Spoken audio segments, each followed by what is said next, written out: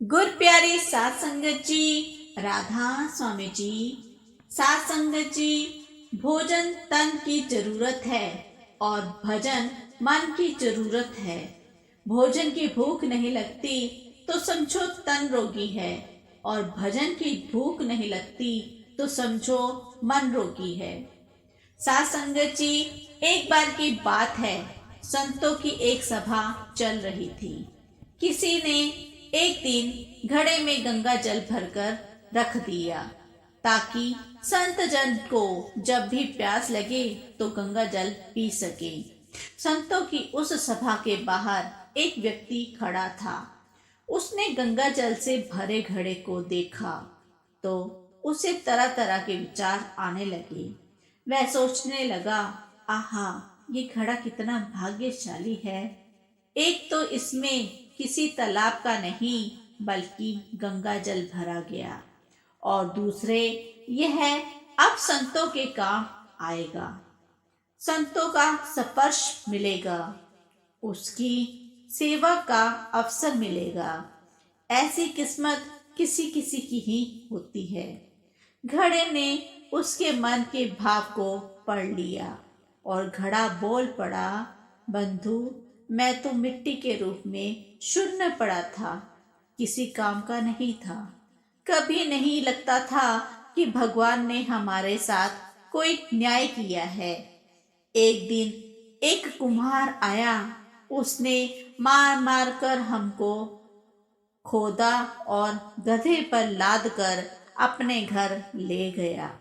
वहां ले जाकर हमको उसने रौंदा, फिर पानी में डालकर गूंधा, चाक पर चढ़ाकर तेजी से घुमाया, फिर गला काटा, फिर थापी मार मार कर बराबर किया।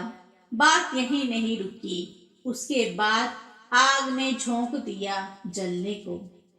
इतने कष्ट सहकर बाहर निकला तो गधे पर लाद कर उसने मुझे बाजार में भेज दिया।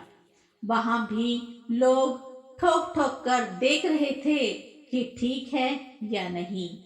बाजार में मेरी कीमत लगाई गई 20-30 रुपए। मैं तो पल पल यही सोचता रहा कि हे ईश्वर, सारे अन्याय मेरे साथ ही क्यों किए।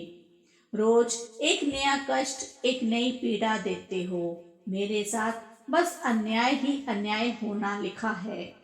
किसी सज्जन ने मुझे खरीद लिया और जब मुझ में गंगा जल भरकर संतों की सभा में भेज दिया गया, तब मुझे आभास हुआ कि घड़ा बनाना भी भगवान की कृपा थी, उसका वह गूंथना भी भगवान की कृपा थी, आग में जलाना भी भगवान की कृपा थी। अब मालूम पड़ा कि सब भगवान की कृपा ही कृपा थी। सात संगत जी, परिस्थितियां हमें तोड़ देती हैं, विचलित कर देती हैं, इतनी विचलित कि भगवान के अस्तित्व पर भी प्रश्न उठाने लगते हैं। क्यों हम सब में शक्ति नहीं होती ईश्वर की लीला को समझने की, भविष्य में क्या होने वाला है उसे देखने की। इसी नादानी में हम ईश्वर की कृपा को समझ नहीं पाते।